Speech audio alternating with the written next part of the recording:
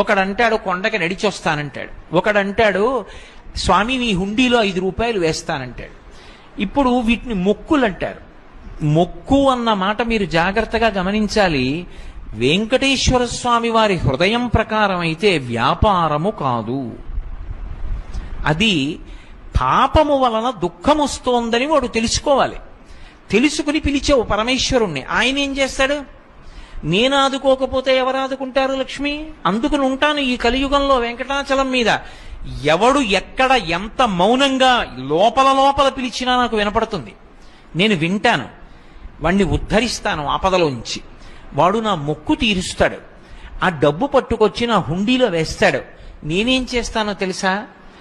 పరమధర్మాత్ముడు నన్ను చూడకుండా ఉండలేక, నాన్నగారిని చూడకుండా ఉండలేక వచ్చినటువంటి కొడుకులా, నన్ను చూడకుండా ఉండలేక